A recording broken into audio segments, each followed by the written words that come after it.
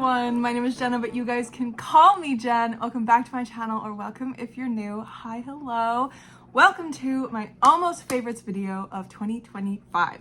So these are all the books that I read this year that are absolutely amazing, but not quite a new favorite. I've also done like organizing of all my books this year, and we have 10 almost favorites and 7 favorites.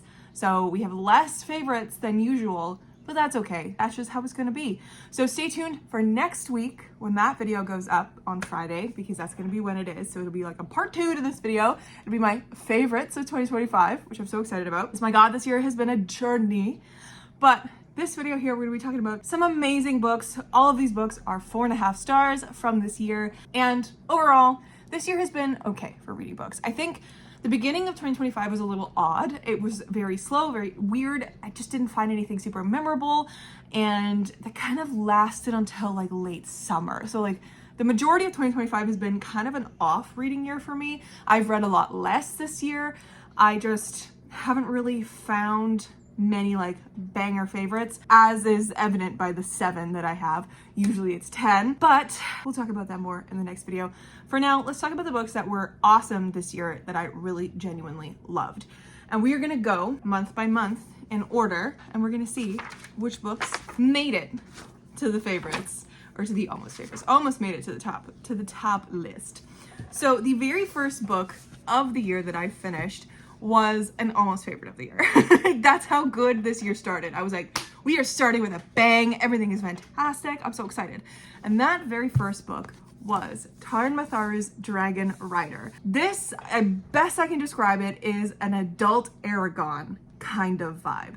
We have a man who ends up bonding to a dragon, and there is a sequence in here that feels very Aragon-esque, and I absolutely loved this. I just love the pacing of it. I loved the epicness of it, and I'm so excited to continue on to the sequel, which released this year. So this follows Jai, who is a ward, essentially, to this kingdom. One of like 3 wards. It's him and his 3 brothers. Although his brothers are warded kind of like on the other side of the kingdom, or the other side of the court to him, because his brothers are very like weapons master type level people. And then he is an intellect. He is working with the old king to read to him, to take care of him. He's basically the king's nursemaid. Him and his 3 brothers are wards to the king because his father was essentially a traitor. And so that is, you know, punishment. They're being taken care of. They're being watched over, if you will. And one day, this foreign kingdom comes to this kingdom, basically because the daughter is going to be betrothed to the prince. And there's all this kind of stuff. She brings dragons with her as part of her dowry. And then a massacre happens. Not because of the dragons, but because of this court that Jai is a part of. And then Jai has to basically go on the run. He finds a dragon egg. It's fantastic. He also partners up with the princess's maid of the other kingdom as they're running away, trying to go back home to their kingdoms for safety, all that kind of stuff. It was fantastic. I highly recommend this. And I'm so excited to read the sequel, as I already said. But yes, first one of the year. Sweetness. Look at this. She's watching me film. Or I guess she's watching the TV and the reflection of the wall, but Goose. Hi, beautiful. All right, let's move on to the next one. The next one is still from January. January was a banger month. I ended up reading Watermoon by Samantha Sotoyambao, and I honestly forgot that I read this year. I was looking back through my months in my book journal, and I was like, wait, that was this year. I forgot that I read this year. There's actually a couple in this list that are like that. I have another one in January too.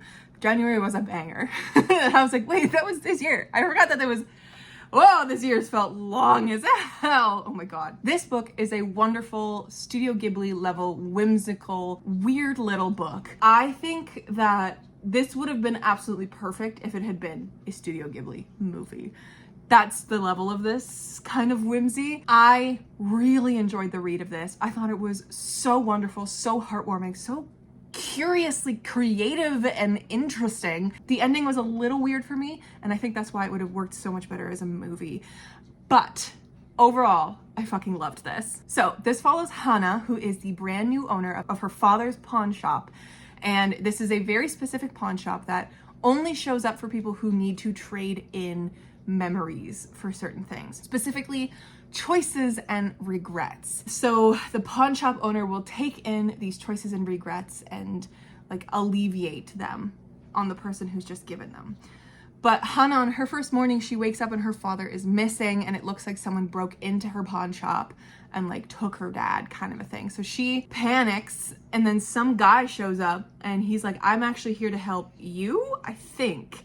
And it's this weird, like, first time someone's ever walked into the pawn shop door offering their help versus like needing help from the pawn shop.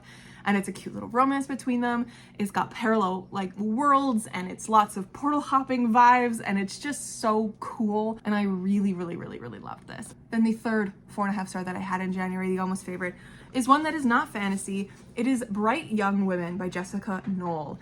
This is one of 2 books that have made it onto this list that are not of my usual genre. This is a retelling of a true crime situation. When you get to the end, it is very clear that this is a retelling of Ted Bundy's final, like, escapades of where he rips into a girl's dorm. So the majority of this book follows Pamela, who is the head of the sorority that this criminal hits up, this murderer. And as this event happens, how she like has to battle coming to terms with what happened in her house.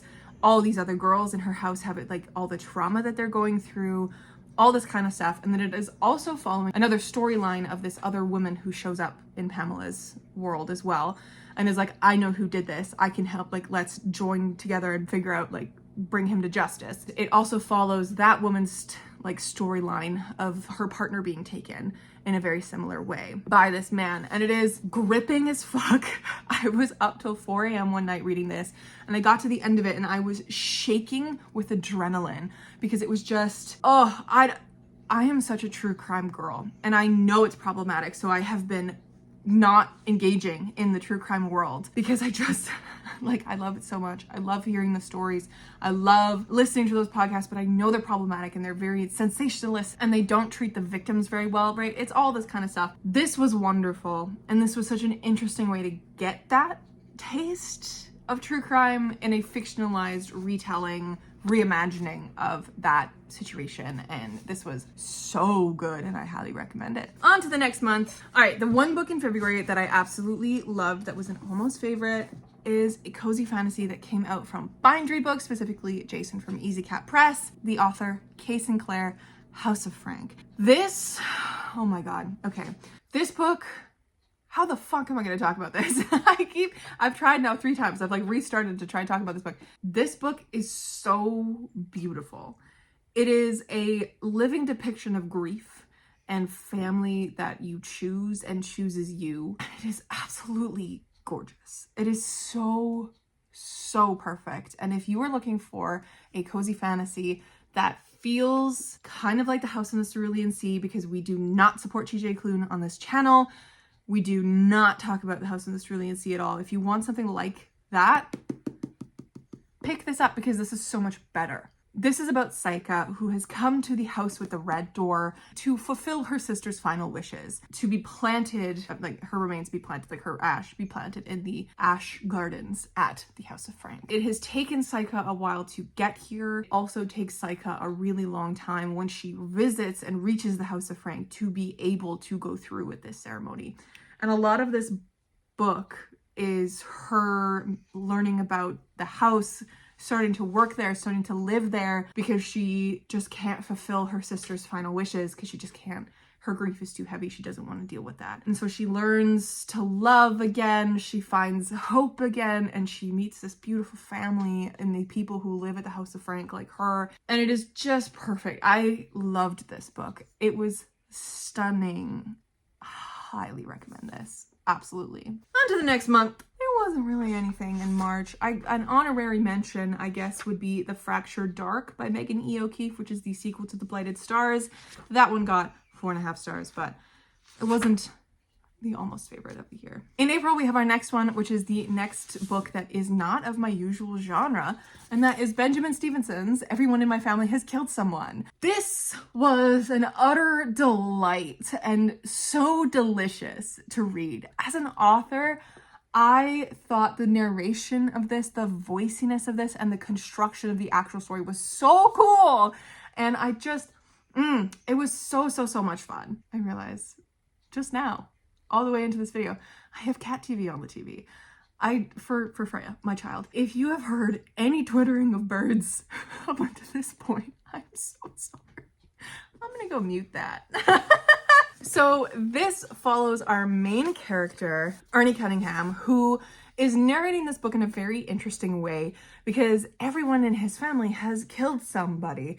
And as he goes through this, he's describing this like family reunion vibe as they all come together after his brother is being released from jail. I loved this. I loved this so much. And I loved the like kind of interactive stuff in it. Like there's a preface that you can read, or prologue you can read, that is describing like what the narrator is going to be doing. He's like, call me a reliable narrator. Everything I tell you will be the truth, or at least the truth as I knew it to be at the time that I thought I knew it.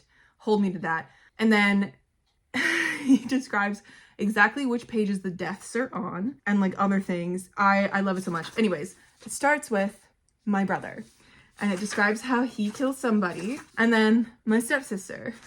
And then it starts to go through, and it goes through that, and it's all this bit by bit as we are like centered around this family reunion in these really cold Alps. And there's another murder that happens in these Alps that is not even connected to the family in any way that they think. And so it's fascinating. It's fascinating. And I loved this. It was so good. I guess it's not the Alps. This is in Australia somewhere on a snowy mountain, okay? Like ski resort vibe. This is very Australian. I loved this so much. It was so fun. And I've loved the sequel as well. The Everyone on This Train is a Suspect. That one was also very good. And I have yet to read the Christmas novella, and I'm very excited for the fourth one, which is coming out in 2026. I'm so excited. But highly recommend this if you're into any fun whodunit mystery Agatha Christie vibe. This was so good. On to the next month. Nothing. In May. In June, though, we have one. So in June, I read a pretty anticipated release for me, and that was The Two Lies of Fave and Scythe by Megan E. O'Keefe. This is a brand new standalone that came out this year from our beloved Megan E. O'Keefe, who has written The Blinded Stars. I just love the way she writes sci-fi, and this was no exception. This was not like a super new favorite of mine. I don't think it's my favorite of her books, but this was so genuinely fun to read and honestly so exciting to read. It was fascinating. So the atmosphere and the world building in this book really got for me. Like it was just perfect. The fact that we have space pirates is even better because Bitter Amandine is an incredible character. I loved her so much. So this follows Fave and Scythe, who is a kind of, she's called a Christborn. So she is humanoid in shape, but she is more alien. And it's also following Bitter Amandine, said pirate. They come together in a very interesting way because Amandine has answers that Faven really needs because a lot of her people are starting to go missing and disappearing, and there's a lot more like at stake that's happening, and it's unraveling this big secret that's going on, and it's just, there's so much in this. It seems so simple at the beginning, and then it cracks open, and it's so good, and I highly recommend it. That's literally all I'm going to tell you about this one, because it is a sci-fi standalone, and it's not that long, but it was very good. In July, I ended up reading When the Tides Held the Moon by Vanessa Vita Kelly. This was absolutely stunning. I still don't own a copy of it, but I really desperately want to, because this entire book, the cover was illustrated by the author, and the interior of this book has illustrations from the author herself, and it's just stunning and gorgeous. This is so heartwarming, so beautifully done. It is found family to the max. It's like the gay historical circus story Little Mermaid retelling that you never knew you wanted, but absolutely need. It was so good. It follows our main character, who is Nuyorican, who is a New York Puerto Rican, as he gets kind of tricked into building this cage for this man who kind of gives off like the ringleader from The Greatest Showman, but more problematic. We all know the true story of The Greatest Showman is incredibly problematic, but it's fine. So we have the ringleader who's kind of like, I have this task for you to build me this beautiful gilded structure.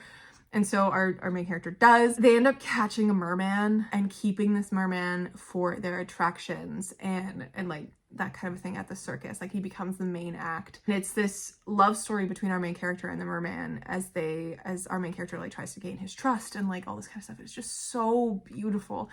And like stunning, top to bottom. I loved the found family of this. The entire cast of the circus is so wonderful. Oh, it was just so good. It was so good.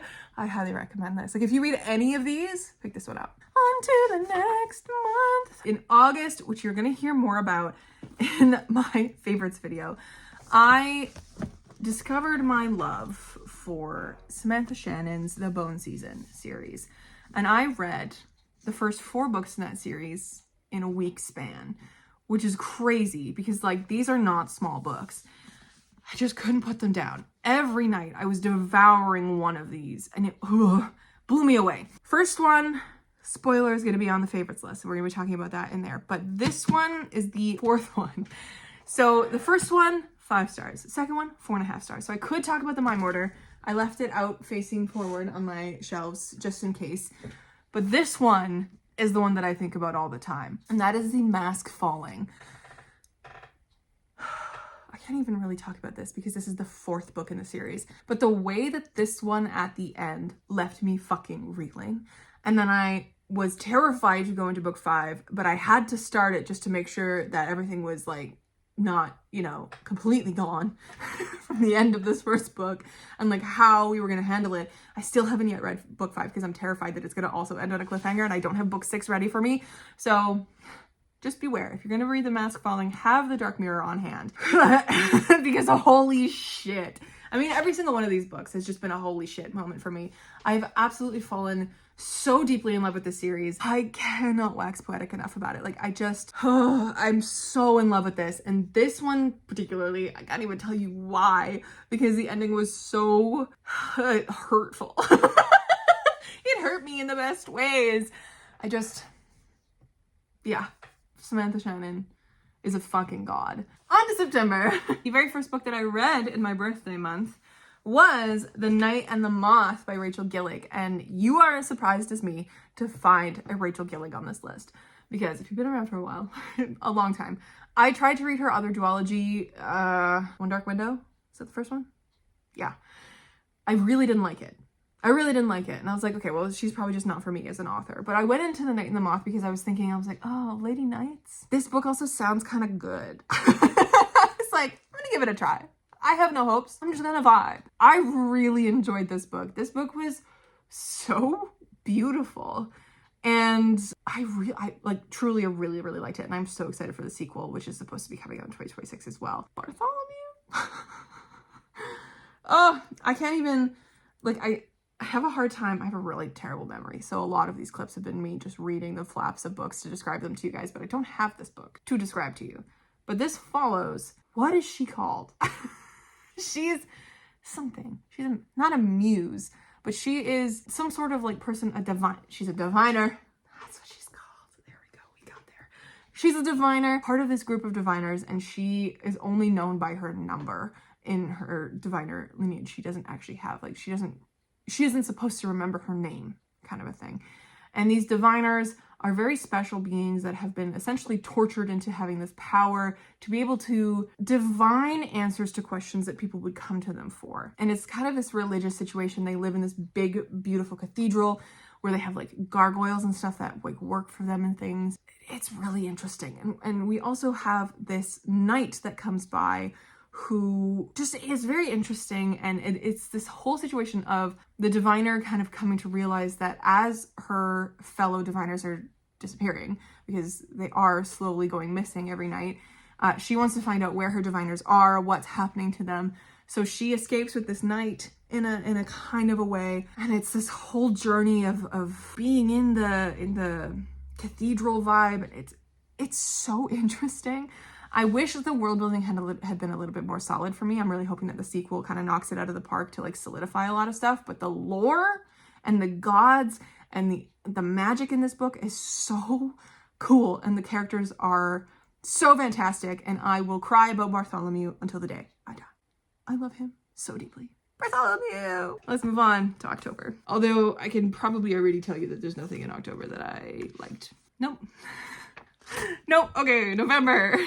To wrap us up with the last two books on this list, we go into November. The last two books on my almost favorites list are I mean, all these books are really, really fucking good. That's why I'm doing this video. But the first one is another cozy fantasy, and that's Julie Leong's The Keeper of Magical Things. Oh, this was utterly delightful. If you like Sarah Beth Durst's The Spell Shop and like Can't Spell Treason Without Tea, you're gonna eat this up. I read her first book last Christmas. It was okay for me. Like, it wasn't a perfect book. It didn't really hit or anything. Standard cozy fantasy vibes to me.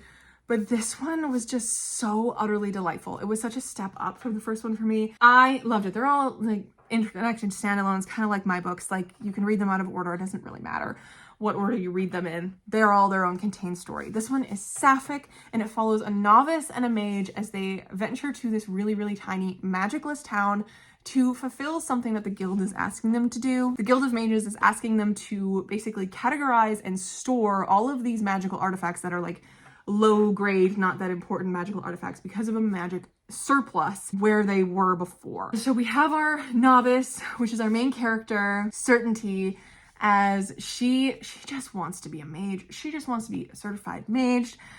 And yet she doesn't have the ability really to do a lot. Like, her ability, her specialty is to be able to communicate with objects, which is why she's put on this job. She gets put on this job with a mage who is a full magic user, Aurelia, who is known throughout the guild as like someone who's very like icy and like kind of mean and very snobbish and all this kind of stuff. And Certainty is just this sweet little, like, she's from a small town. She's very down to earth. She's very, like, she has so much love to give to people. And they have such an interesting relationship that blossoms into friendship, and then more on this adventure that they have as they also get to know the community and the small town that they're in, and like making friends that way, and like how they better the lives of the people there. And it's this really fascinating look at community, and it was so heartwarming and so wonderful. I highly recommend this. And there's a fucking cat dragon. How could you not want to read a book with a cat dragon in it, okay? Trust me, it's worth your time. This is so good. And finally, my last almost favorite of the year is one of my most anticipated books. And my God, my reading journey for this one has been insane. I picked this one up in July as an ARC. I got approved for this ARC through NetGalley. I picked it up in July. I read like 10% of it, put it down. Not because I wasn't liking it. I was fucking loving it, but just like, I am the kind of person who needs an audiobook to read books, and I don't read on my Kobo very often, and ARCs are one of those things that get put down a lot. And then it took me so long to get back to it that I couldn't really remember what was going on, so I reread at first 10%, got to 30%, did the same fucking thing. And then I was finally like, okay, you know what? We're just putting this on pause until I get the audiobook in my hands, because I know the audiobook is gonna be fucking stunning. And I was so fucking right, because The Isle in the Silver Sea was gorgeous. Gorgeous. And I'm so sad that I can't call it a new favorite, because it's not quite there. There were just a couple things in this book that just didn't quite sit perfectly with me. But overall, this book is a fucking gorgeous masterpiece. Like, it is so beautifully written. It is an ode to fairy tale and stories like I've never read. I loved this. So this is following a knight and a witch. And in this world, which is a like fictionalized London type of vibe, this isle is built on stories. And it is to the point where the monarchy like keeps these stories shackled, because they're like, we need to make sure that these stories fulfill themselves as they are supposed to every time they like are reborn. They have to be done perfectly. Everything has to be done, because if they don't, and if they die, our isle will die with that. And then, of course, there's somebody killing stories in here, killing the people of the stories, the incarnates, if you will. We are following the knight and the witch. We are following Vina and Simran, as they are not quite right. They are incarnates that the isle should not have picked. They are from elsewhere. They are elsewhere born. One of them is elsewhere born. One of them has elsewhere blood. And it is so fascinating that like something is going wrong with the stories and this isle and the churning of time and fate and fascinating. But we are following these two as they meet each other before their story starts, before their tale begins. And their tale, The Night and the Moth, is of like deepest romantic tragedy. Our two characters very much do not want this to happen. They do not want to fall in love with each other. They do not want this thing to happen. They don't want to die that way, but they know it's going to happen because that is how things are fated. And it just, it's so cool. It's so cool what Tasha Shuri does with this and with stories and weaving in like well-known stories from like what we would know and then also new ones to this world in particular and how they are embodied in the incarnates and in the world around them and then how things are changed. And it is a giant commentary on colonialism and like the cleansing of other cultures and the whiteness of it all and like trying to keep things pure and perfect. And I think Tasha Shuri does it absolutely fucking beautifully. This book is so good. I loved this. I loved Vina. Vina is my like one of my new favorite characters of all time. I've read like 3 Lady Night books this year and I have one on my wish list. I have another one that's ready for me at the library to read because I just Lady Nights. I'm just yes. And I have a Lady Night in my new like trilogy that I'm working on. Like Lady Nights. Fucking love it. Anyways, my friends, those are all the books that were almost favorites. Those are the 10 almost favorites of 2025. I still think I had a pretty okay reading year overall. And I think that all of these books that I read year in and year out just continue to diversify my shelves, diversify my reading, and introduce me to fantastic stories that I need in my life at the time that I read them over and over and over again. If you are interested in any of these, please pick them up. They are all amazing and I highly, highly, highly, highly recommend them. And my friends, I would love to know some of your almost favorites if you would leave them in the comments below. Some books that just were so fantastic that you read this year. I want to know. So leave them in the comments, please, please, please, please. And stick around because next week, you know, that's my favorites video. It's going to be coming out. Anyways, my loves, I will catch you in another video very, very, very soon. Stay kind and keep on reading.